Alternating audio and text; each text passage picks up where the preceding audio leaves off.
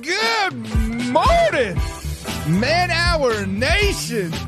Woo, did we have a great weekend of football? But it is Monday. Monday Night Football is here. Buffalo Bills versus the New York Jets. Woo. Man, can we crown the Dallas Cowboys already? Put the crown on them, because they are here, baby. Woo! But first, and now, Mike's thoughts.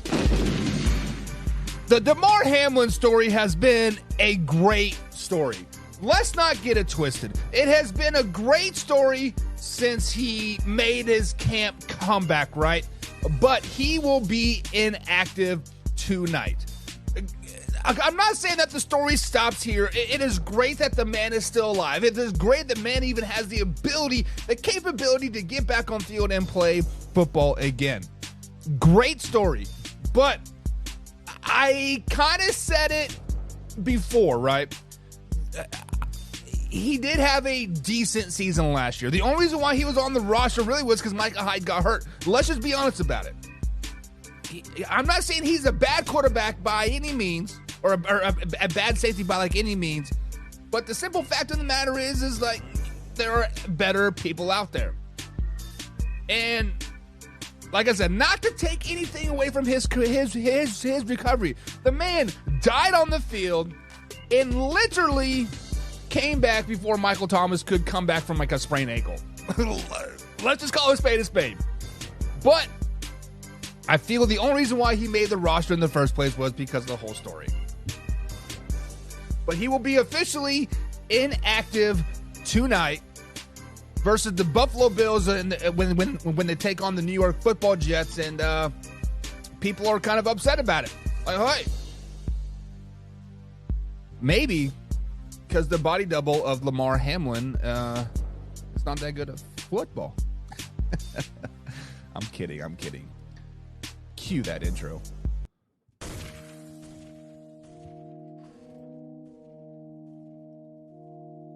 You don't want to be every time, no.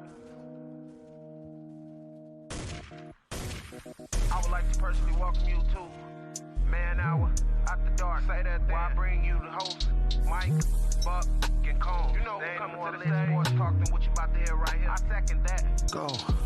You know that it's us when we talking about sports. Giving you facts on the field to the core. Tune in, we need the support. 1 hour too short, still listen some more. On all your stations, not dropping no music. Starts like Adidas, but Nike just do it. Down 4 in the 4th, we go for the win. Michael 2 seconds, we taking it in. Buck, Mike, and Combs, you know what's going on.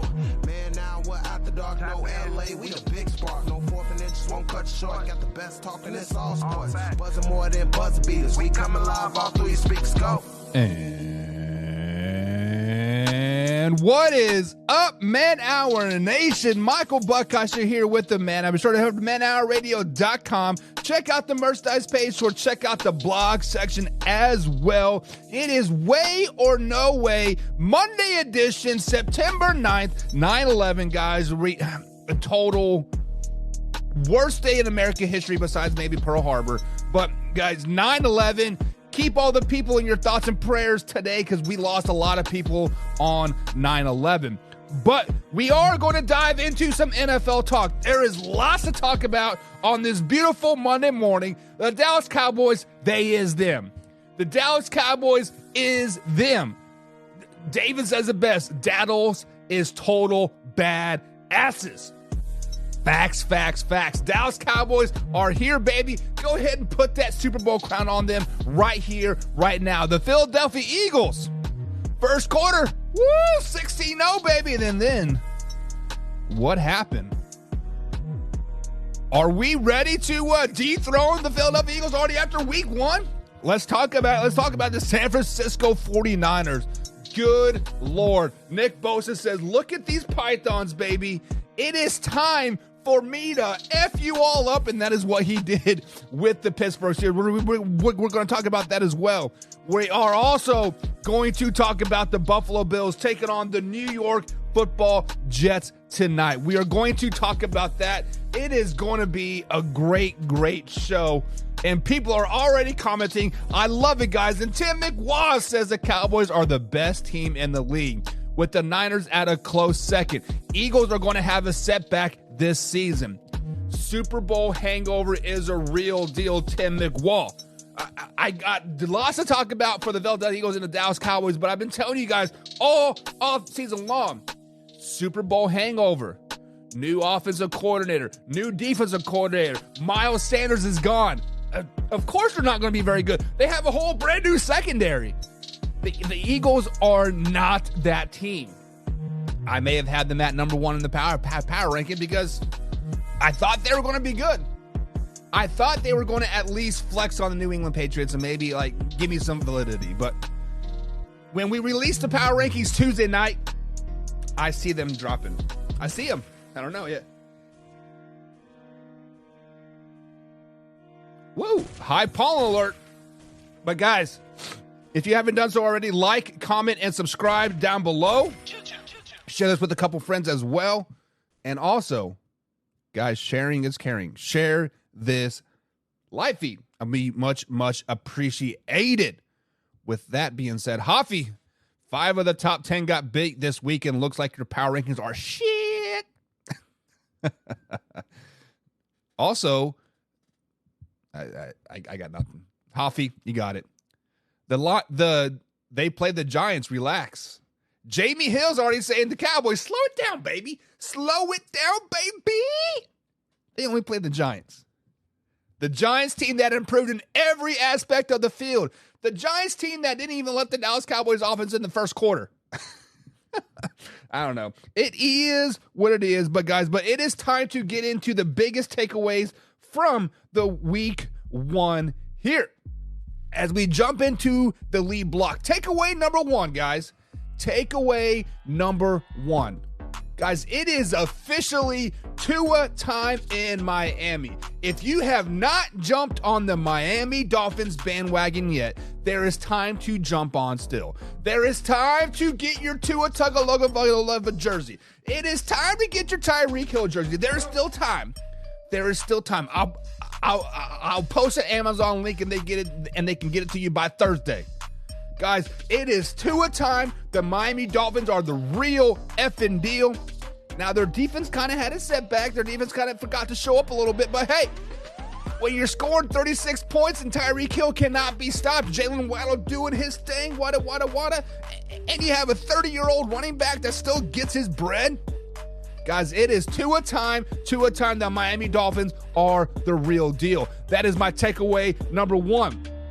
Takeaway number 2 from the NFL Week 1 NFL season is there is a big D happening in Dallas. The Dallas Cowboys have the best defense in the NFL. The Dallas Cowboys are the most complete team in the NFL. They are the first team since 2009 to score a special teams touchdown, a defensive touchdown, and an offensive touchdown in the first quarter of opening week since 2009. Last team to do that was the Philadelphia Eagles. It is time to jump on that Dallas Cowboys train, baby. Woo, woo, all aboard. Right there, the Dallas Cowboys represent, baby. Takeaway number 3. I've been boosting up the Pittsburgh Steelers. I've been giving them gas all off season. And whoa, maybe it's time to pump the brakes a little bit. I've been all gas, no brakes, but slam on those brakes. Pittsburgh Steelers, what the F is going on? 7 points. Now, I know you play the 49ers, the best team in the NFL. I give you that. But Kenny Pickett, no Pickens to Pickett. What is going on? Slow it down, baby. I need to definitely slow it down for the Pittsburgh Steelers. Slam on those brakes. No more gas for the Pittsburgh Steelers. They definitely are falling out of the top 10 power rankings. Takeaway number 4. Takeaway number 4 from this weekend, guys. Jordan Love is here. Jordan freaking Love is here, baby. And oh my God, I couldn't be much more proud. My bank account got bigger. My ego has blown across the room. I've been telling you guys all off season, Jordan freaking Love is here. And he is here, baby. Jordan Love, baby. Where is the love? Hey, he may have started slow. He may have only thrown one touchdown in the first quarter. Slow it down, baby. But he says, hold my beer. I am the new owner of the Chicago Bears, and Jordan Love is here, baby. That is my 5th takeaway from this weekend.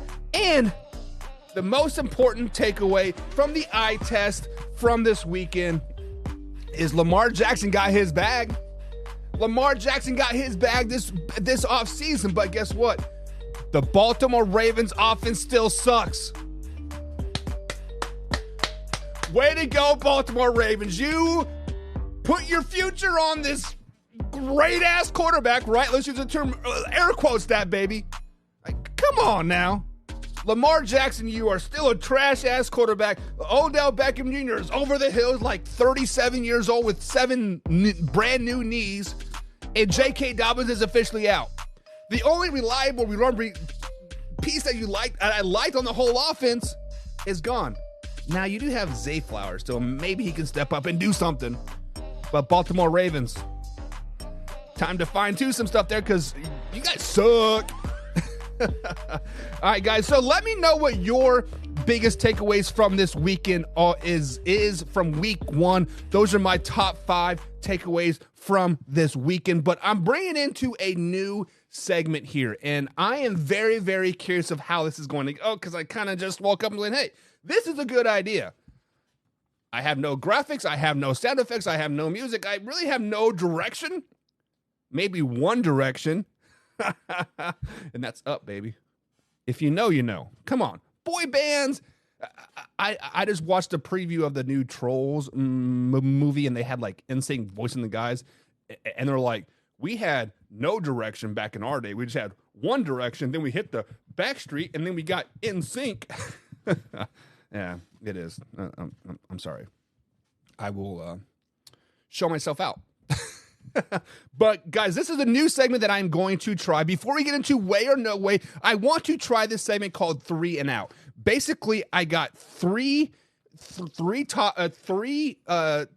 that I think is trending up and 3 things that I think is trending down. So we're going to do 3 and Out, and the first thing that we're going to do for this 3 and Out is trending up. So things that are trending up across the NFL landscape, across teams, across players, across the NFL landscape in general. So number 1, first up on this 3 and Out trending up is Tyreek Hill.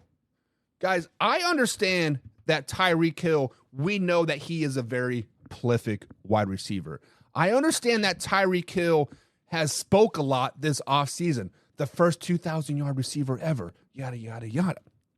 Guys, Tyreek Hill had 11 catches yesterday, 215 yards, 2 touchdowns. You guys understand he's 10% of the way to 2,000 yards after week 1? 10% of the way there.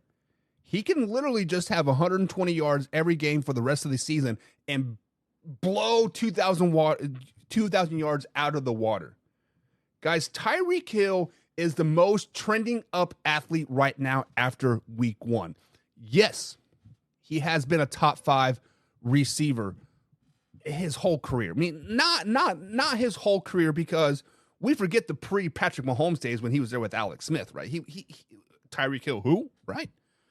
He wasn't very sought after coming out of junior college, right? What college did Tyreek Hill play for, guys? I'll wait. I'll wait.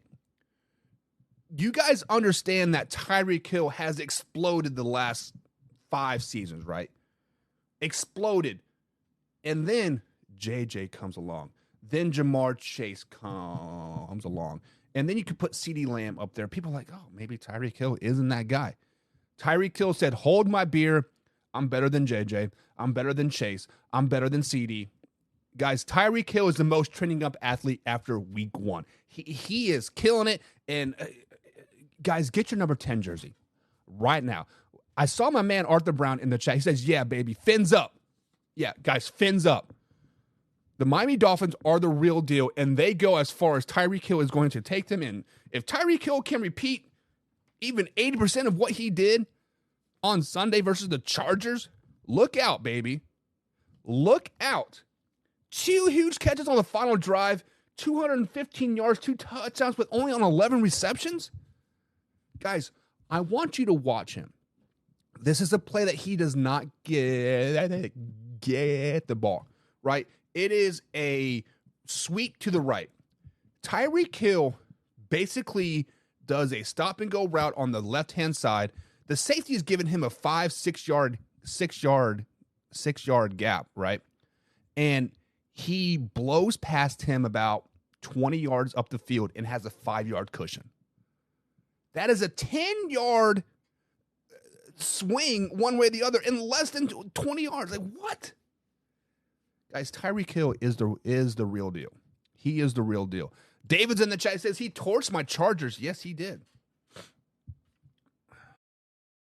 You know what? Let's talk about this, David. I know you are a Chargers fan, and you have been kind of boasting your guys all season long, right? And I was kind of hard on your Chargers, right? I said, yeah, they do have the best roster in the NFL. If the game was won on paper, the Chargers would win a lot of freaking games. But Brandon freaking Staley is the reason why the Chargers lose a lot of games. And guess what? Self-discipline, self-inflicted wounds cost the LA Chargers the game yesterday. There are two big plays that I want to talk about your Chargers, David. J.C. Jackson. It was right before half. He shoves a receiver in the back. The ball was not going to be caught. I believe it was to Barrios, I can think. But he shoved the receiver in the back, knocked him down. Pass interference. Spot foul. Instantly put the Miami Dolphins in a field goal position to go right before halftime. Very next play, Tyreek Hill, touchdown. Literally the very next play, Tyreek Hill, touchdown. Now, let's flash forward to, was it third quarter or fourth quarter? J.C. Jackson got an interception. Great interception in the end zone. Played that ball perfectly. Braxton Berrios is like, I don't want to get that. And J.C. Jackson, that's mine. He's like 9 yards deep in the end zone on the very corner of the field, and he decides to run it out. He runs it out and gets to like the 5-yard line, 4-yard line maybe. And I posted on my Facebook, Man Hour Buck. If you guys aren't following that, you should. I post all types of cool stuff over there. But I said, if the Chargers lose this game, this play will single-handedly be the reason why. And guess what? That was the turning point of the entire game. Yes, the Chargers did battle back after that. Yes, the Chargers had opportunities to win the game after that. But that literally cost them the game. Because if he would have simply kneeled the ball down, they would have got the ball at the 20-yard line or 25, I don't know, whatever it is anymore. And they would have had an opportunity to like really push the ball down the field, milk the clock like a little bit, et cetera, et cetera, et cetera. But with that being said, he didn't do it. Chargers were 3 and out. Hell, Herbert had to like reach the ball over the goal line just not to get a safety. That killed the momentum, and that just shows you Brandon Staley single-handedly is the issue for the LA Chargers. Not preparing for situations, not putting your players in football IQ spots, right? I'm not saying you got bad players. They're not very football IQ sound. Teach your players some football IQ, Brandon Staley. And 3, they don't want to play for you. Mike Evans like got a cut on his lip and missed the rest of the game. Like, I don't know. Figure it out. Takeaway number 2 on this 3 and out. Guys, the Cleveland Browns defense. The Cleveland Browns defense single-handedly won them that game on Sunday versus the Cincinnati Bengals. They won 24-3. Okay? Yes, the Browns have controlled the Bengals the last, I believe Joe Burrow's 1-3 versus the Browns in his career. But not like this. 82 passing yards for Joe Burrow. Didn't even break a C note, the lowest of his entire career. The Bengals offense total had 142 yards total the whole game. Not in a quarter, not in a half, the whole game, 142 yards. That defensive line got after Joe Burrow over and over and over again. Even with two of the biggest names in football on the offensive line, Orlando Brown Jr. and Jonah Williams, and they still made him look like a baby back bitch. Orlando Brown Jr. gave up at least 2 sacks, I think, in 5 or 6 quarterbacks hits. The defensive line was kicking Orlando Brown Jr.'s ass up and down the field over and over and over and over and over again. And guys, check this out. The Cleveland Browns didn't even have their biggest free agent traded for acquisition this offseason. Juan Thornhill didn't even play. Arguably their best corner. Arguably the heart and soul of that secondary. Juan Thornhill is pretty freaking good. They didn't even have him. Guys, are we done sleeping on the Cleveland Browns? I told you guys the Cleveland Browns are going to probably win the North. I told you guys this. Look how dominant they were on Sunday. They destroyed the Bengals. This 24-3 score is kind of like it was only 24-3. Look beyond that score.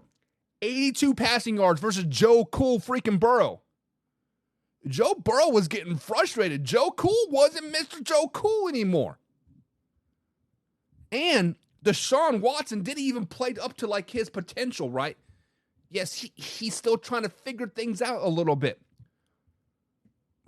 Guys, talk about jumping on the bandwagon there. Cleveland Browns, there's still time. There's still time to jump on the bandwagon. Get yourself a Myles Garrett jersey. Amari Cooper. Get it, baby. People Jones. Sheesh. Now, let's go to some stuff that is trending down. 3 and out on the whole trending down situation. And trending down right now is the Seattle Seahawks. I'm going to eat crow on this one after week 1. Week 1. The simple fact of the matter is the Seattle Seahawks forgot to show up versus the LA Rams. The LA Rams that didn't have Cooper Kupp. They have 37 rookies on their roster. 37 rookies on their roster. And they went in to Seattle, home of the 12th man, and they said, y'all suck. Seattle Seahawks are trending down. They are trending way, way down right now. They gave up 426 totals offense to the Rams. Like a 5th round rookie went off on them. What? And they only had 180 yards total offense. Guys, we were talking about the Seattle Seahawks fixed all their holes last season. Jamal Adams is back. They drafted some cornerbacks. They drafted some linebackers. They drafted another running back. They drafted Smith from Ohio State. The Seahawks are going to run the West. They're going to compete with the 49ers. After this performance, 1st round draft pick, hello. Arizona Cardinals look pretty good for being a tanking team. LA Rams look pretty good for having 37 rookies. Without Cooper Kupp? Like, what? Seattle Seahawks trending down. Jump off that bandwagon right now. Jump off of it. Next up, that is trending down. Justin MVP Fields himself. Trending down, down, down. My man, Beastie Combs. Woo! Justin Fields time, baby. Chicago Bears, baby. Let's go! 24 for 37 passing. 4 sacks, and a pick 6 and a lost fumble for Justin Fields. I heard it all off season. You guys are sleeping on the Bears. MVP, let's go, let's go, let's go. Okay. Slow it down. Justin Fields, trending down. Not that good. Chicago Bears, not that good. You guys understand that Justin Fields was supposed to be the bread maker. DJ Moore was supposed to be that. Oh, baby, let's do it. The Green Bay Packers came in there and they flexed on the Chicago Bears. The Chicago Bears were holding their own in the first quarter, right? You know what happened? There was a nice, clean, legal hit on the quarterback. I forgot, what was it? Jair Alexander came down and laid out Justin Fields. Nice, clean, legal hit. Clearly 2 yards inbounds now. It's 2 full steps inbounds. And Bears are like, oh, don't protect our quarterback, whatever. And then DJ Moore wants to basically self-implode and then push Jair Alexander 15-yard penalty. At that particular point, you saw self-implosion of the Chicago Bears. You saw self-implosion of this, and this, and this, and this. Justin Fields could not wrangle his troops back into place, right? Eberflus could not wrangle his troops back in place. If you want to be the next great thing, Justin Fields, you have to be able to bounce back from that. You have to be like, hey, shut your mouth, DJ, and let's go on to the next one. Spit and forget about what you did. Spit in your back because you're walking up, baby. That is in the past. Chicago Bears couldn't do that. They were looking to get back at Jair Alexander every play, and they were more worried about doing that. Trending down is a Justin Fields and the Chicago Bears. Rick's in the chat. Says, you people need to chill with all these best in the league and Super Bowl ready claims. What, have you been watching football under 10 years or something? No. But I do see the best team in football. That is the Dallas Cowboys. And the last of the trending down. Now, obviously, this seems like forever ago, but, you know, Tooney, you are trending down. Has Tooney ever done anything in his NFL career? Since he's been drafted from the University of Florida in 2020 by the New York Giants, he has just kind of been there. Last season, the Kansas City Chiefs traded for him. I think like a 4th-round pick or something like that. Wasn't nothing crazy, but the Giants were like, get this man out of here. He is a shit show. Tooney had a big touchdown in the Super Bowl, sure. But let's flash back to Thursday. The man had 3 drops. 3 drops. 2 of them which were in his freaking breadbasket, both hands on him. He tipped it up, pick 6. He ended up with 1 catch for 1 yard. 1 catch for 1 yard. That's the Kansas City Chiefs' number 1 receiver. Kansas City Chiefs' number 1 receiver. You are trending down. Tooney, you better figure yourself ASAP. Get you some white gloves. Maybe the yellow just isn't fitting you. Maybe like, caution, don't throw it to me. Y'all trying to be like Travis Kelce and look and do the part and get that swag up, right? Figure yourselves out real freaking quick because, Cooney, you are trending down, down, down. And Travis Kelce, probably going to miss next week as well. The bone bruise apparently takes months to heal, just not weeks. Tooney and the rest of the receiver core, you all better figure yourselves out real freaking quick because you guys are trending down.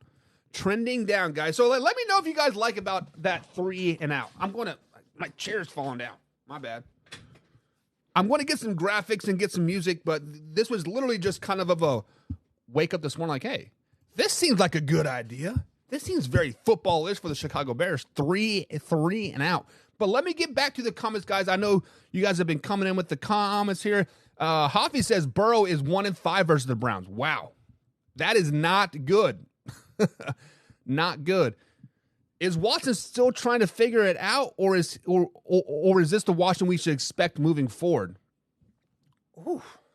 You know what?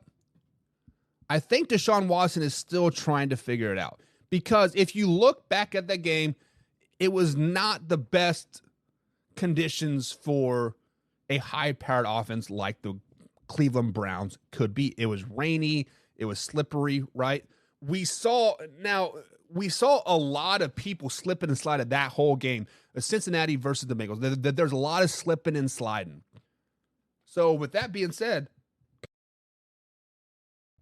I do think we need to understand that Deshaun Watson will not be at that MVP level again, possibly. But the Cleveland Browns don't need him to be. They just need to be like kind of like a shell of himself, really. He just needs to be a Pro Bowler, and I think they will be fine. The Bears are who we thought they were. Damn it, Denny Green, you are going to live on forever. Bears fans, the only ones who didn't actually know they sucked. Rick, you might get the comment of the day right here. My man, because I've been on Windy City Sports Talk. My man, BC Combs, former Man Hour host here, my right-hand man. He decided to go do some Chicago stuff. He's been talking up the Chicago Bears. Hey, division, baby, 11 wins. Let's go. I've been like, Combsy, you guys are a 5-6 win team tops. Yes, you may have got DJ Moore, but you still got the same old Chicago Bear thing on the side of your head. You may have gone from the C to like the Bear and made it look a little cooler, but y'all still suck. Bear down, bear down, bear down, bear down. David said 3-0 is cool. It's cool. Look good, feel good, play good, baby. Agree with the Jamarcus Russell comments. John, our NFL resident expert here, what are we saying about Jamarcus Russell? Did I miss something? Oh, here it is. Justin Fields is the next Jamarcus Russell. Are we referring to as the NFL bust? Like one of like the guys is just like, I feel like Jamarcus Russell was kind of never there, right? At least Justin Fields has had some success, right? I mean, granted, he is now 5-21 as a starter and lost 11 straight games. But hey, MVP, baby. MVP. But guys, it is time to get into some way or no way of the day. We have been talking some 3 and out, trending up, trending down. We gave you my eye test from the weekend, but it is time to get into the nuts and bolts of today's show. I too bought into the hype. I told you, never buy into hype unless you can buy into hype, John, unless it's coming from me. I always give you the correct people to hop onto. The only team I will admit that I was wrong so far, is the Pittsburgh Steelers, and they just played a really, really good San Francisco team. So, asterisks, hashtag, whatever you want to put, but no. But guys, it is time to get into way or no way. Way or no way is very, very simple concept here. We put out a statement, and I want you guys to play along in the chat. Do you agree with it? Way, or do you not agree with it? No way. It is fun, it is interactive, and I want to have a nice little conversation in the chat. Hafi is in the chat, so he will interact with you. I don't know what I'm trying to hit that, but he will interact with you in the chat. Hafi is the resident chatter. Hafi talks the best shit online. You want the best shit talker online? Man Hour Hafi, guys, follow him on the page. But first, way or no way of the day, guys. The Dallas Cowboys. That's right. Put some respect on the name. The Dallas Cowboys. All capitalations all across the board from the T to the S. The Dallas Cowboys. They flexed on the New York Football Giants last night. 40-0. Flexed on them. Guys, not only did they flex on them, they said, we are going to take our foot off the gas in the third quarter. In the third quarter, they took their foot off the gas, and the Giants still couldn't do shit. Dallas Cowboys is that team. So, guys, way or no way, after the beatdown of the New York Football Giants on Sunday, the Dallas Cowboys are now not only the front runners in the East, but Super Bowl bound. Super Bowl bound. So, guys, what we have to understand here is, like, I already saw it earlier. Oh, they just played the New York Giants. Guys, we've been talking about the New York Giants off season. They added pieces. The addition of Isaiah Simmons, Thibodeau. We thought they were going to be a really, really good team. A really good 8-9 team, but they're going to be a really, really solid, grunge it out, kind of just right there every one-score game type of team. Guys, not only did they forget to show up, as in like the Giants, the Dallas Cowboys showed up with a chip on their shoulder. The Dallas Cowboys came in there and they laid the wood play after play after play. We've been talking about the San Francisco 49ers defense. Very, very good, right? Yes. They have some standout players, Nick Bosa, Armstead, etc. But the Dallas Cowboys, they are good from Micah Parsons to Trayvon Diggs, all the way down to the fifth string linebacker. They had people out there making names that I had never seen in my life. And I watch a lot of Dallas Cowboys football. I watch a lot of preseason. I watch a lot of OTAs. And there were guys out there making plays that never jumped off the screen at me during training camp or preseason games. Guys, the Dallas Cowboys are loaded from top to bottom. And defense wins you championships. So way or no way, the Dallas Cowboys are the front runners in the East? Absolutely. Absolutely, they're the front runners in the East. They were the front runners in the East before last night's game. They were the front runners in the East before we saw the shit show of the Philadelphia Eagles. They were the front runners before the Commanders almost lost to the Arizona Cardinals. Guys, the Dallas Cowboys are the real deal. Now, Super Bowl. I know, it's always this year. This is our year. This is our year. Yeah. Guys, the Dallas Cowboys, this is their year. What is the difference between 2023 and 2022 Dallas Cowboys? They have a new offensive coordinator, Mike freaking McCarty. Mike McCarty understands Super Bowl winning, coach, I might add.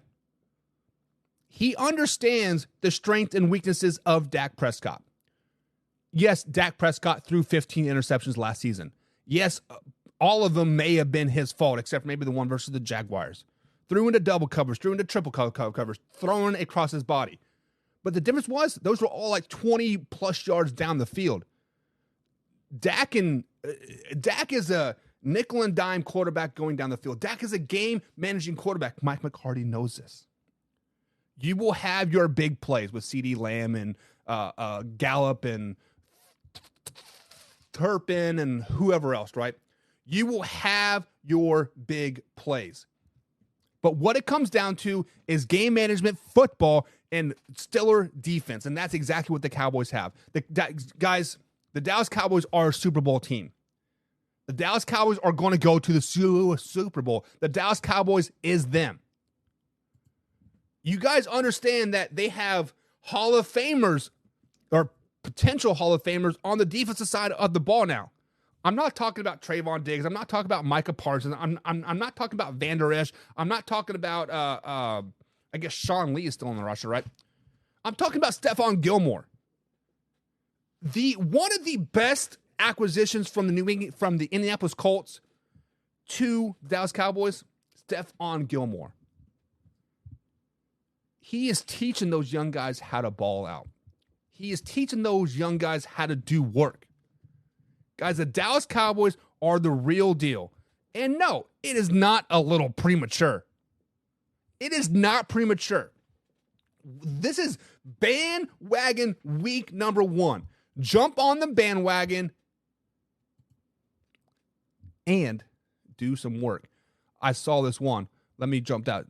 John says, beat Philly, then I will buy in. No. Who gives two shits about Philadelphia Eagles? We'll be talking about the Philadelphia Eagles here in a moment. You know what? This is what the Dallas Cowboys have coming up in their schedule. They have the Jets. Beat the Jets, buy in then, right? Because the Jets, we'll be talking about them here in about a half hour. The Jets are the real deal, possibly. Then they play the Cardinals, apparently a very scrappy Cardinals team. The New England Patriots. Talk about the Philadelphia Eagles. The Patriots probably should have beat the Philadelphia Eagles if it wasn't for a couple big drops with the wet ball and the monsoon. But week number 5, the 49ers. Once the Cowboys beat the 49ers come week 5, are you guys going to buy in then? I don't care about Philly. I don't care about the Commanders. I don't care about the Giants. I don't care about the Jets or the Patriots. Once they beat the 49ers, it is time to put the crown on the Dallas Cowboys. It is not premature. It is not premature because I still think Brock Purdy is kind of a flash in the pan. Being carried by a very, very good team. Much like Tom Brady did his first 7 years in the league. Carried by a very, very good team. Oh, but look, they were 5-11 before Tom Brady came out. Shut. He was carried. Only thing premature is Bucks love game. Woo, slow it down, baby.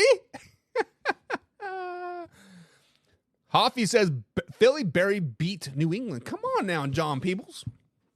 Come on, John. The Philadelphia Eagles. We're going to talk about them. Dallas is king right now and for the rest of the 2023 NFL season. Dallas Cowboys versus Kansas City Chiefs Super Bowl. Keep TB12's name out your mouth, boy. TB12 was carried for a very, very long time. Stephon Gilmore and Brandon Cooks were huge gets for the Dallas Cowboys this season. Sorry, Cowgirls. Stephon Gilmore, very huge. Brandon Cooks, yet to be determined, right? Yet to be determined. Ooh, excuse me. Let's go off script here. Let's talk about the Jacksonville Jaguars, Nathan. Nathan Robert Wheeler's in the chase. Says, how about Jacksonville? Guys, I've been telling you Jacksonville Jaguars is not a very good team for a very, very long time. People were very upset when I did not have Jacksonville Jaguars in the top 10 of my power rankings. They were very upset when I point out to the fact that last year they went 9-8 and had to win a Week 18 game versus a third-string quarterback over a arch rival Tennessee Titans to get into the playoffs. Guys, the Jacksonville Jaguars are a decent team. They are a decent team. But when you struggle against a rookie quarterback, a rookie head coach, a team that doesn't have a first-string running back or a second-string running back, a team's defense that was suspect at best all training camp and preseason, and you barely beat the Indianapolis Colts, what was the score of the of the game? Pull it up here. Where are they at? Score. I didn't even see it. Oh, there it is. 31-21. Yes, that score might be, 10-point win, whatever, right? It was a 3-point game until a backup quarterback came in and threw a pick six for the Indianapolis Colts. Guys, the Jacksonville Jaguars are not a very good team. The Jacksonville Jaguars are going to have to do better than 9 wins this season to win the AFC South. Now, the only thing that I liked about Jacksonville was Calvin Ridley. 8 catches, 100 yards, 1 tutty.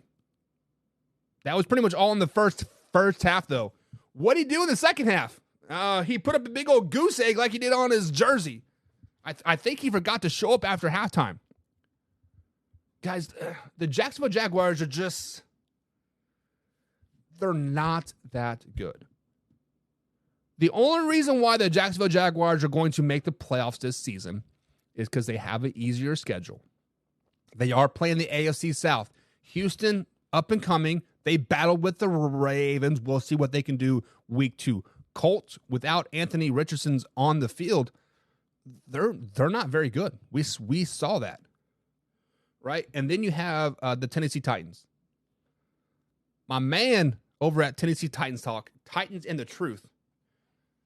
Bench Ryan Tannehill. Ryan Tannehill looked like shit. Unless the Tennessee Titans can figure out Ryan Tannehill, they're going to be playing a rookie quarterback by week 4.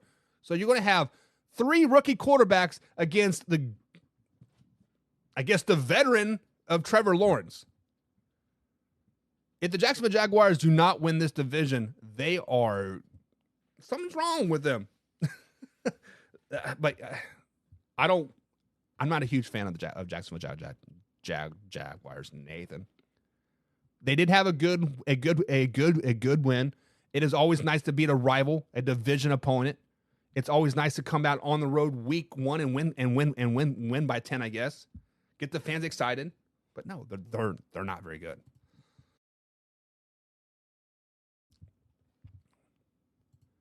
If a frog had wings, he wouldn't bump his ass when he hops.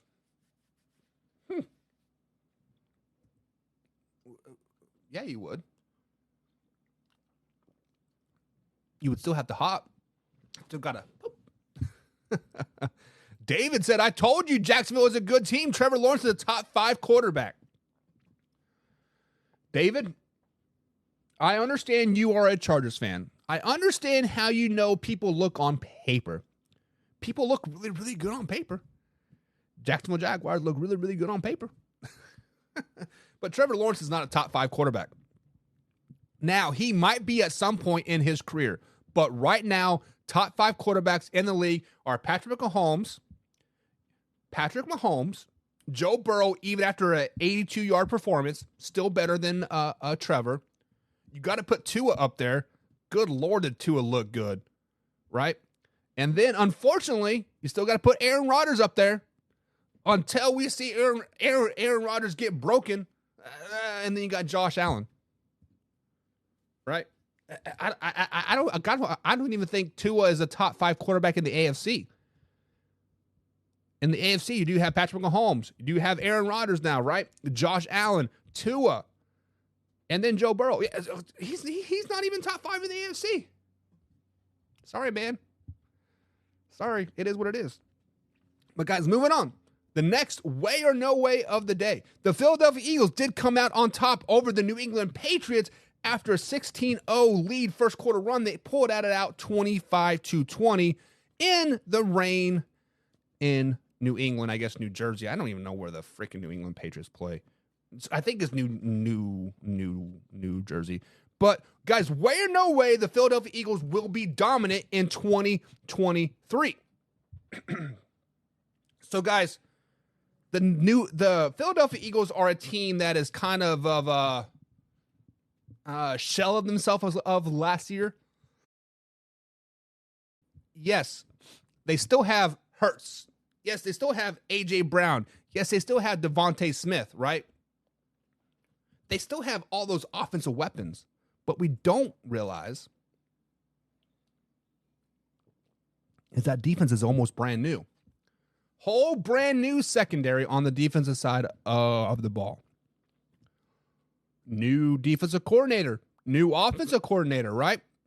Whole brand new backfield. Miles Sanders is gone. Traded for DeAndre Swift. Swift had 1 carry for 1 yard on Sunday. 1 carry for 1 yard for Swift on Sunday. Guys, the Philadelphia Eagles will not be a dominant team this year. That is a no way. They will not be a dominant team this season. Not because their defense isn't good. Their front 7 is gnarly. Jalen Carter is going to be a man-child. Sitting there right next to Flagster Cox, he is going to soak everything in. He is going to be really, really good for a really, really long time. The point of the matter is, what the Philadelphia Eagles excelled on last year was cheating. Let's just be honest. They cheated a lot last year. Quarterback sneak. Being pushed from behind by a massive running back in Miles Sanders, and you can't do that anymore. No more pushing allowed. What did they excel last year? RPO. They kind of made it to where RPO isn't going to be very effective this year the way the Eagles ran it last season. Also, new coordinators and brand new backfield. When you take out Miles Sanders from the Philadelphia Eagles and put him on the Carolina Panthers and you bring in Swift, that was supposed to be better than Miles Sanders, was supposed to carry 1 carry for 1 yard. Okay. Guys, the Philadelphia Eagles are not going to be that team this year. They will be a decent team because of their easy schedule. They will be a decent team because they do have a very good head coach that kind of rallies the troops. But I think people have bought in too early on the Philadelphia Eagles stock. Jalen Hurts had a MVP season last year. You cannot take that away from him whatsoever. You cannot take that away from him. But previous 2 seasons, let's flash back to off-season 20 before the 2022 NFL season. We were all sitting here, experts across the across the world, right? Me and Combsy sat here right here on the Man Hour saying Jalen Hurts has to prove it this season. If he doesn't prove it, he's probably going to be out. He did prove it. Then he got his bag. Well, now what? Like, there is no incentive for Jalen Hurts to be great anymore. I don't know. Guys, the Philadelphia Eagles are not going to be dominant You guys can say what you want. They're not going to be very dominant this season. They are going to win probably 10 games, yes. Are they going to win them in dominant fashion like they did last season? Absolutely not. Super Bowl hangover is real. Turnover is real. That's why only there hasn't been a repeat Super Bowl champion since the Patriots, right? 2003, 2004, or whatever it was. And there's a reason why every NFC team, once they make the Super Bowl, they don't make the playoffs the following season. It's facts. I can't take you serious without your Lions jersey on. The Lions jersey has been ordered, John. I ordered a Jack Campbell jersey because I think Jack Campbell is going to be a Hall of Famer. There, I said it. No, I'm totally. But I did order a Jack Campbell jersey. It's supposed to be here by Thursday. So, also, my pops is a Detroit Lion fan. He's supposed to be here this weekend to watch the kiddos play some football. So, if the jersey isn't supposed to be in, I will have him bring one of his. I think he has a Calvin Johnson jersey. So, we will talk about that. Nathan says San Francisco looked good. Absolutely right, Nathan. Let's go ahead and talk about those San Francisco 49ers. Guys, the San Francisco 49ers didn't even look good. They looked freaking great on Sunday versus the Pittsburgh Steelers. They looked freaking great. 30-7. They said, we are going to flex on those hoes, and that's exactly what they did. Nick Bosa signed that massive contract, and I think he only played like 30 snaps, or they said he was going to play like 30 snaps. He was in there the first 2 drives, and he was a disruptive nature. Kenny Pickett and the boys, I don't know what happened. We were hyping them up. I was picking the upset, and I totally was wrong. I'm going to eat crow on this one, guys. The 49ers are the real deal. They are the real deal. So, guys, way or no way, the 49ers are truly the real deal. So, guys, when we look at the San Francisco 49ers, they do have a very, very good defense. They do have some good parts on the offensive side of the ball. Brandon Ayuk, Debo, and CMC. CMC rushed for 152 yards on Sunday. Good Lord. Give me some of that. Brock Purdy threw for 220 yards. However, this is a team that I'm still kind of up in the air about. Yes, they are a great team. I've been trying to downplay the San Francisco 49ers since, 2 years ago, right? I've been trying to downplay them, but unfortunately, right now, they look like one of the Super Bowl front runners, just like the Dallas Cowboys. The only thing I'm worried about the San Francisco 49ers right now is their play of their quarterback. I have broke down Brock Purdy film over and over and over again. I did it on the members-only chat just 2 weeks ago, right? I've done it. Brock Purdy has a weak arm, makes bad decisions, is not very accurate. He got carried last season. Yes, he was 7-1 as a starter. But how many of those games did he actually win? The only game I think he can actually won was versus the Raiders. When the Raiders were like, whatever, Derek Carr, sit down, we don't need you no more. And somehow it was a back and forth battle. That was the only game that he really, truly won. So guys, way or no way are the 49ers those guys? Are they them? I want to buy in to the San Francisco 49ers. I really do. I want to buy into the hype of the San Francisco 49ers. I really, really, truly do. But are the Pittsburgh Steelers really for real? We don't know. Yes, they came on hot late toward the end of the season, and they had all the hype in the world. They do have a really good defense, but for whatever reason, they just shit the bed. I still think the Steelers will be a good team, but let's look beyond their schedule, right? The 49ers coming up play the Rams, Giants, and Cardinals. All three very winnable games. If they do not dominate these games, I will be very, very shocked, right? Now, the Cardinals are a very scrappy team. We saw that versus the Commanders. If Josh Dobbs wouldn't have thrown that bad pass at the end of the game, they possibly could have won the game. Plus, it's a division game. Giants, we don't know what the Giants are going to be, right? And then the Rams, like another division game. I don't think we can truly measure the San Francisco 49ers until week 5, until they play the Dallas Cowboys at home. This is a potential NFC championship preview right here. The Dallas Cowboys versus the San Francisco 49ers.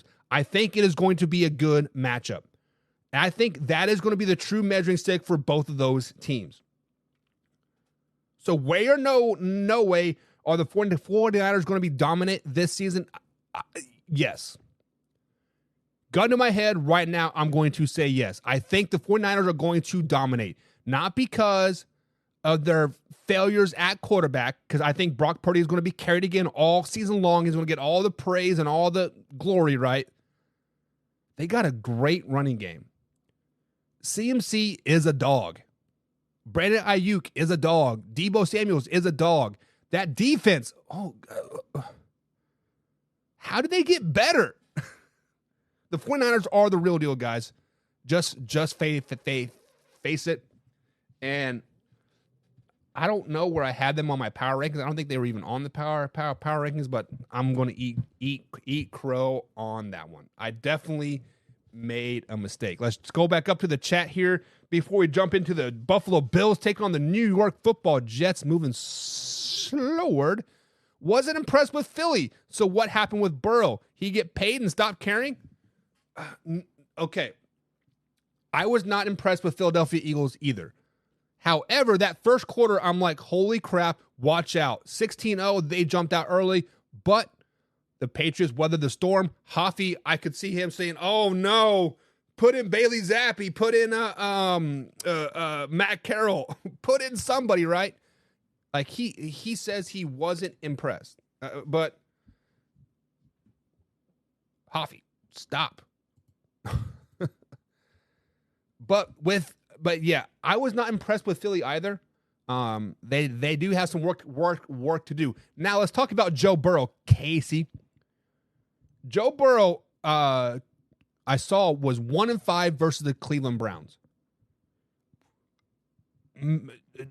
I don't think Joe Burrow didn't care. I mean, obviously he wants to win a championship, but you could definitely tell there was some rust on the body of Joe Burrow. You can definitely tell that there was not quite that connection. I mean, he missed, from July 21st till September 10th of game action. So clearly that month off hurt Joe Burrow, right, with the calf injury. We also can blame the weather a little bit because the Bengals are a pass-happy offense. So when it is wet, the ball is wet, the field's slick, we can kind of maybe point to that as well. But I don't want to take anything away from the Cleveland Browns defense. The Cleveland Browns defense is the real deal. For whatever reason, they give Joe Burrow and the Bengals fits time after time again. NFL is all about matchups, and for whatever reason, the Swartz defense and the Cleveland Browns match up really, really well versus Joe Burrow and the Cincinnati Bengals offense. John says, good choice on the Jack Campbell jersey. David says, the 49ers are the real deal. Yeah, I am starting to buy into the hype. He says, or the Steelers that bad? See, I don't think that. So John says, or are the Steelers that bad? When we were talking about the 49ers versus the Steelers. I don't think the Steelers are that bad. I just think they forgot to show up week 1. Like, I believe this was Mike Tomlin's worst loss ever as an NFL coach, 30-7. Basically, I really truly think that the Pittsburgh Steelers were not planning on Nick Bosa being there. So when Nick Bosa is there and starts and gets like a sack, like that second play of the game, third play of the game, or at least get a hit on the quarterback, you're like, oh crap, what do we do now? And I think the the Steelers were just treading water and the boat was taking on water all game long, and they couldn't figure out how to put in a game plan to attack Nick Bosa when they were preparing all week for him not to be there. But that's a coaching mistake. So I think the Steelers will be okay, but the AFC North is tough. AFC North is tough. 49ers are legit this year. So is hate to say Dallas. Yes, both teams are very legit, Casey. 49ers are legit. The Dallas Cowboys are legit. And you know what else team that might be legit? Ready to put some respect on their name? The Green Bay freaking Packers, baby. No, and the Detroit Lions. I think the Detroit Lions are legit as well. Nathan says, I miss the days of Montana and Rice, man. Those were the good years. Yes. When you win Super Bowls and you have some big name guys, those are the good years. True. Nathan says, do you think Mac Jones is the real deal? I think Mac Jones is the real deal. I think Mac Jones is a quarterback that will be the best out of this class, and he will probably win the first Super Bowl out of this class as well. Obviously, last season, Mac Jones had a down year with the worst offensive coordinator in the entire football. I don't think Matt Patricia could coach offense on the high school level. I think he is that bad of an offensive coordinator. This year, he has one of the best offensive coordinators in Bill O'Brien. One of the best offensive coordinators in the NFL. Might even be better than Eric Bieniemy. Let's just be honest, because Eric Bieniemy was carried by Andy Reid. I'm just calling how I see it. But Mac Jones will do very well. So Browns is Burrow's daddy. Yes. Hoffy says Mac Jones will perform well under Bill O'Brien, I think. He will be just fine. Unlike Bear fans, we don't think he's going to be the next coming of Jesus and is better than Fields, Wilson, and anybody else in the draft not named Lawrence. I even think he's better than Trevor Lawrence. Just saying. Casey said, I'm not sold or a fan of Mac Jones, waiting for him to shut me up, though. Yeah, I believe this year is still a growing year for Mac Jones, but year 4, second year underneath Bill O'Brien, if Bill O'Brien is still there, obviously, and Mac Jones is still there. Year 4 will be put up or shut up year for Mac Jones. This is still a building year for him because, this is his third offensive coordinator in 3 years. So how weird is that coming from the New England Patriots? Third offensive coordinator in 3 years. But Trevor Lawrence has better hair, though. Listen, it's not all about hair, man. Look, we all have selective hair growth. And Trevor Lawrence still wears a helmet, so we don't even see his hair. Pull those motherfuckers out. I don't know, guys. But let's jump into some Buffalo Bills and New York Football Jets. It is Monday Night Football, and we are going to talk about it. We are going to break it down the last half hour, 45 minutes here of the Man Hour, guys. It is time to talk some the Buffalo Bills and New York Football Jets. So with that being said, when it is Buffalo Bills versus New York Jets, we've seen it all offseason. All the hype around the... Hoffy, stop clicking the freaking chat, man. You're driving me nuts. when you pop it up, Hoffy, like that, I'm swear I'm going to kick you right in the balls. I'm going to kick you right in the balls. Take away your rights to do stuff. Anyways, guys, Buffalo Bills versus New York Football Jets. All offseason, we have been hearing about the New York Football Jets, about how great they're going to be. Super Bowl bound. They get Aaron Rodgers. They get Randall Cobb, Alan Lazard, Dalvin Cook. Sauce Gardner says that they're the best defense ever since the 85 Bears. They are going to do this and do that. They're going to have a great season. So, guys, way or no way is this Monday Night Football matchup versus the Buffalo Bills a must-win for the New York Football Jets. Now, I've been watching Get Up the last week or so. Still not a big fan of it, but they've been hyping up the Jets. Obviously, Mike Greenberg is a huge Jets fan, and he is trying to pull his best pet, Pat McAfee, and basically kind of like, I don't know, not be himself, and it's kind of stupid, right? But I digress. Guys, the Jets have to win this opening night game. Not only is it 9-11, it is Aaron Rodgers' opening game at MetLife Stadium in the green jersey, in the mean green, hashtag take flight. Guys, this is an absolute weight. The Jets have to win this game. Because if the Jets do not win this game, there's going to be 3 topics of choice that are going to be across the NFL landscape come Tuesday morning. Are the Buffalo Bills that team? And I don't think they are that team. Is Aaron Rodgers over the hill? Yes, he is. But we digress from that. We can't say that. We can't say that about the greatest quarterback of all time. And then number 3, maybe the Jets are just a 7-win team, like I've been telling you all. So guys, it is put up or shut up time for the New York Football Jets. It is that plain and simple. Because if the Jets do not put up or shut up, they will be talked down upon for the next week. Tuesday, Wednesday, Thursday, hell, maybe even Friday, we're going to be talking about, man, the Jets, maybe they aren't that freaking good. And then they play the Dallas Cowboys come week 2. So, of course, it's going to be Jets versus Dallas Cowboys, right? We are going to see it. It is going to be news Wednesday, Thursday, Friday, Saturday, Sunday. We are legitimately going to be hearing about the New York Football Jets for the next 2 full freaking weeks. And if they do not win Monday night versus the Buffalo Bills, it is probably going to be panic mode in New York. Let's just be honest, guys. This is an absolute win. This is a must-win for the New York Football Jets week 1 versus the Buffalo Bills. Also, the Jets do have one of the hardest starting schedules to start off the season, right? They do play the Buffalo Bills tonight, right?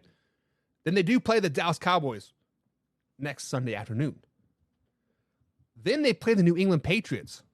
Let's not sleep on the Patriots. They may have gotten beat by the Philadelphia Eagles 25-20, but they weathered a 16-0 storm in the first quarter, and they come back and they technically won the rest of the game. I mean, they did. They outscored them from the second quarter on. And then they play the Kansas City Chiefs, and then at Mile High Stadium versus the Broncos, and then the Eagles. We've been saying the Eagles may not be as dominant, but they're still a measuring stick team. I said it, Hoffy, was it last week or 2 weeks ago? If the Jets do not go 3-3 these first 6 weeks of the season, they're 2-4, 1-5, 0-6. They're going to self-implode. They are going to self-implode. Guys, this is a must-win for the New York Football Jets. No question about it. Now, when we look at things across the landscape, right? When we look at things of like, how can the Buffalo Bills beat the Jets? How can the Jets beat the Buffalo Bills? What are you looking for in this game, Buck? So when we go into this Monday night game, there are 3 things that I'm looking forward to the New York Football Jets. They have a plethora of running backs. They have 3 running backs that can probably be starters on any other team in the NFL. Breece Hall, Delvin Cook, and Michael Carter Jr. How are they going to distribute that load of the running back room? How are they going to keep everybody healthy? That is the first thing that I'm looking forward to in tonight's game. What I'm looking for, number 2, for the New York Football Jets tonight is the usage of the receivers. Obviously, Allen Lazard was the guy in Green Bay. It is, right? Randall Cobb was the Batman, or the Robin to Lazard's Batman. How is Garrett Wilson going to fit into that mix, right? I think Garrett Wilson is going to be the go-to guy. How is Allen Lazard going to handle that? How is Randall Cobb going to be that Allen Lazard has taken his spot, right? Where's the hierarchy thing going to fall? And then number 3, I want to watch the defensive set swag of the New York Football Jets, because they are going to get popped in the mouth tonight. Josh Allen and Stephon Diggs, Gabe Davis, they're going to get behind you once or twice. They are going to pop you in like in the mouth. How do you come back from that? That is three things that I'm looking for on the Jets side of the ball tonight, and three things that I'm looking for on the Buffalo Bills side of the ball tonight. Excuse me. The Buffalo Bills. Three things that we're looking for is I want to see the effectiveness of Gabe Davis. Gabe Davis broke out last season. Fantasy, I drafted him in the late round. He won me a fantasy championship, baby. I want to see the growth of Gabe Davis continuing on this season. Will Gabe Davis really be a 1-2 punch with Stephon Diggs? Number two, Sean McDermott is now calling the plays for the defensive side of the ball. How has that defensive game plan changed for the Buffalo Bills? Do they still need 13 seconds to lose a game, or now do they need 25 seconds to lose a game, right? We will talk about that. And then number three, Josh Allen. Josh Allen is the interception king in the red zone. Josh Allen has a cannon of a arm. The Jets defense is going to probably try to lock down Stephon Diggs. They are probably going to try to lock down Gabe Davis as well. I want to see him check down. I want to see him check down to Dawson Knox. Obviously, probably the third quarterback or third tight end and like in the NFL. I think Dawson Knox is good. I think Dawson Knox does some work tonight. So those are three things that I'm looking forward to on the Buffalo Bills side of the ball. Now, who do we have winning this game? I had the Buffalo Bills winning this game. I had the Buffalo Bills going into MetLife Stadium and spoiling everything that the New York Jets have worked for all offseason. Everything that the New York Jets have done this offseason, out the window, baby. Buffalo Bills come into town and they whoop that ass. Guys, yes, the New York Football Jets have added Rodgers, Lazard, Cobb, Cook, right? They added all those parts, all those pieces, but guess what? Did the Packers make the playoffs last season? Oh, they didn't. Was Alan Lazard and Randall Cobb on the Packers last season? Oh, they were? They weren't very good either? Oh, okay. I think the Buffalo Bills go in there and they win 31-17. I think it is a complete smackdown, play after play after play. I think the Buffalo Bills will beat down the New York Football Jets this season and shut them up real freaking quick. So guys, let me know in the chat, who do you guys have winning the game tonight? Buffalo Bills or New York Jets? Let's scroll back up to the chat here. We got a lot of things to talk about here. And we will continue on. Hoffy says, I'm trying to lead it so I don't get in trouble. Listen, once it's out on the old interwebs, Hoffy, it's there for everybody to see. And you won't get in trouble. I'll get banned, not you. John says, Jets Rodgers shines on Monday nights. I believe Aaron Rodgers is 6-0 in his last 6 Monday night games. So you could be right. Hey, Man Hour, do you collect cards? No, I do not. I have tons of football cards from back in the day.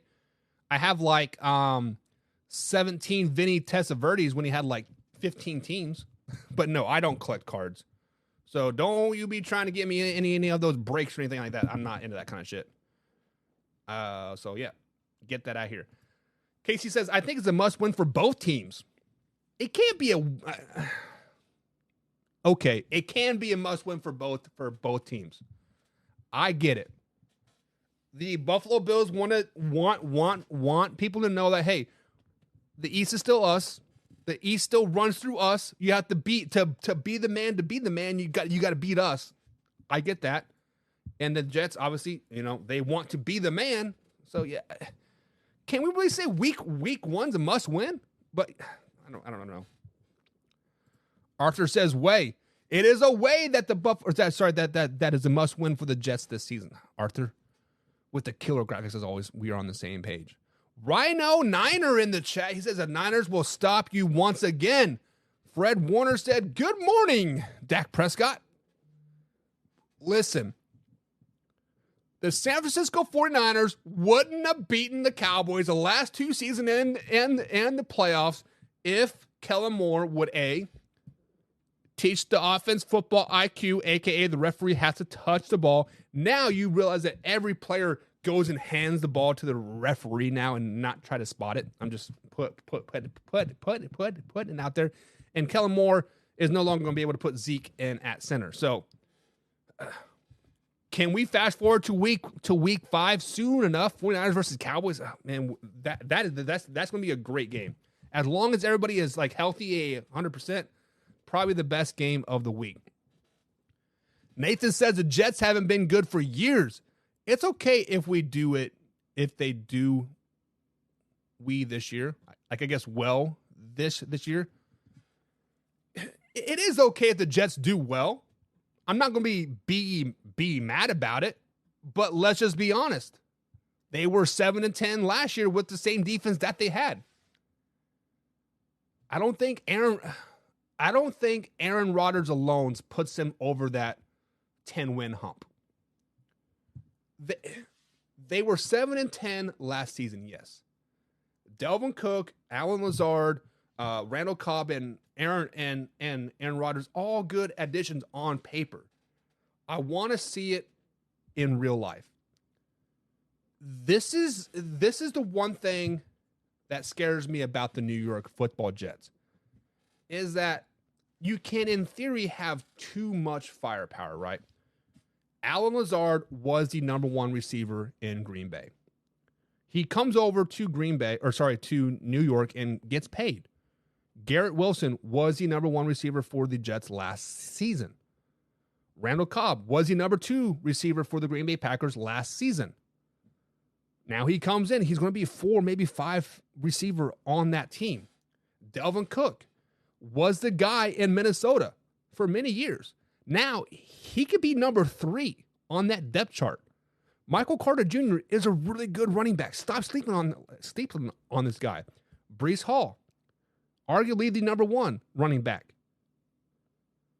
Guys, this is what scares me about the New York Football Jets, because the reason why I say the first 6 weeks is so important is you have to determine your hierarchy, right? Who is your go-to guy? Who is your go-to tailback? When it's 3rd and 1 from the 3, who are you going to give the ball to? Are you going to give a jump ball to Garrett? Are you going to run it with Dalvin Cook? Are you going to run a swing pass to Breece Hall? What are you going to do? Now, obviously, winning cures all. But when you're 3-3, 2-4, 1-5, 0-6, people are like, oh, give me the ball. Obviously, the Jets have been talking all offseason. Hard Knocks is there, right? We are going to see the self-implosion if it happens, and it's going to be must-see TV. It's going to be freaking excellent. So if the Jets do well, they will do really, really well. But if they do bad, it's going to self-implode, and it's going to be ugly and going to be great to watch TAV. If you are a Jets hater or an NFL fan in general, and you've been watching Hard Knocks, you want the Jets to self-implode. You want to see Aaron Rodgers start pointing the blame on like everybody else. You want to.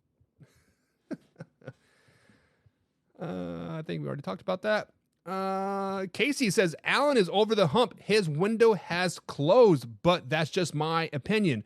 With how stacked the Jets are on paper, they should win. The Super Bowl they lost to the Bills is Aaron Rodgers overhyped. Sick of hearing about Allen. So we actually talked about this, Hoppy, 2 weeks ago on the after show. We feel that the Buffalo Bills Super Bowl window is quickly closing. Yes. It is time for Josh Allen to put up or shut up. Yes. I'm also sick of hearing the hype around Sean McDermott. Oh, the best coach ever. This, and this, and this, and this. It is time for the Buffalo Bills to put up or shut up. Yes. And is Aaron Rodgers overhyped? Aaron Rodgers is not overhyped. Let me take that back. Aaron Rodgers is a very, very good quarterback. Last season, he had the worst season of his career. You can blame it on the broken thumb all you want. You can blame it on this. You can blame it on that. But the point of the matter is that Aaron Rodgers was not all in for the Green Bay Packers last season. Let's just be honest. Once they played over in Germany when he hurt his thumb was against the Giants, I think, and they lost to the Giants.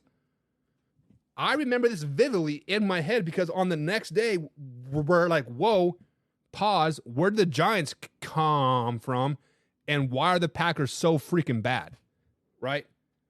And all for the rest of the season, the Packers kind of just fluttering, right? They're like, right? I don't know. Nathan says, here's a good question. What team won a Super Bowl against the hardest schedule? I have no idea.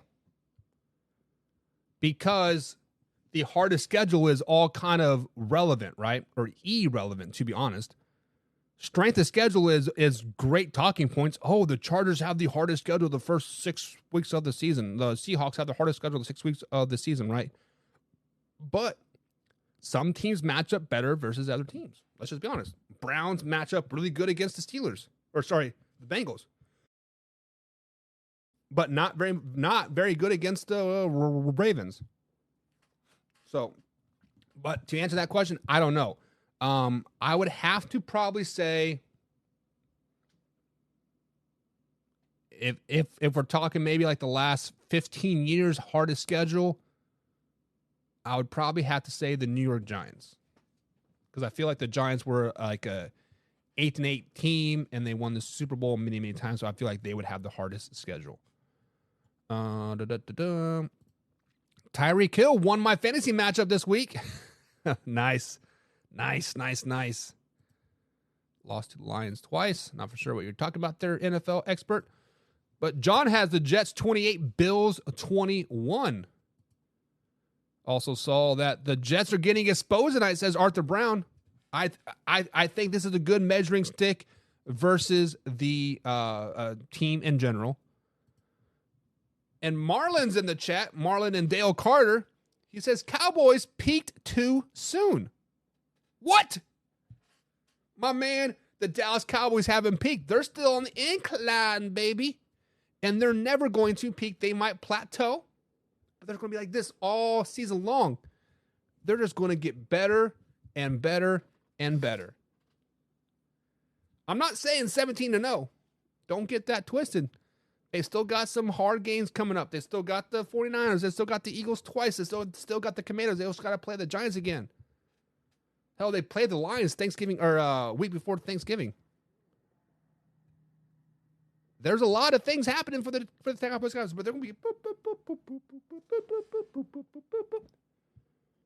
they are going to be the perfect 12-by-6 stepladder all season long. Boom, boom, boom. We all know that till week 5 is hard to figure out who's legit or not. One game isn't enough, but it's nice to try to predict. Casey, why do you always got to bring logic into our chat here, man? Stop bringing logic into our chat. We all know the Dallas Cowboys are that team. We all know that the Kansas City Chiefs shit the bed and the Detroit Lions are still overrated. But yeah, you are right. We need a healthy dose of 3-4 games. Let the offenses figure themselves out. Let Lamar Jackson understand that his pockets are a little bit heavier, so he's a little bit slower, so timing's a little bit off. But yes, Casey, you are correct. You are correct. We really can't really understand who a team is till about week 3, 4, 5, right? That is when the NFL cream rises to the top, as they say. Now, we shook it up, and there's some cream at the top right now. We got the Dallas Cowboys, the Detroit Lions, 49ers. The freaking Rams are up there. Cream of the crop right now, baby. Who else we got that had a great week? Guys, let me ask you this question. What was the biggest surprise of the weekend? We got a couple minutes left, so I want to ask this question. Who was the biggest surprise of the weekend? And right off the bat, the biggest surprise of the weekend, I want to say the Seahawks shit in the bed. I want to say the Steelers shit in the bed. But my biggest surprise of the weekend, Baker freaking Mayfield, baby. I told y'all. The man, the myth, the legend is here. Baker to Mike Evans is going to be dollar bills, y'all. Woo, flashback to college. I guess that was Johnny Manziel, right? But whatever. Baker Mayfield, the jack-off king. Tampa Bay Buccaneers were the biggest surprise this weekend, smacking down the Minnesota Vikings 20-17. But guys, if you have missed it, scores across the league here. The Cowboys beat the Giants 40-0 last night. Falcons beat the Panthers 24-10. Browns beat the Bengals 24-3. Jaguars hang on versus the Colts 31-21. Bucks beat the Vikings 20-17. Saints outlast the last second field goal 16-15 over the Titans. 49ers dominated the Steelers 30-7.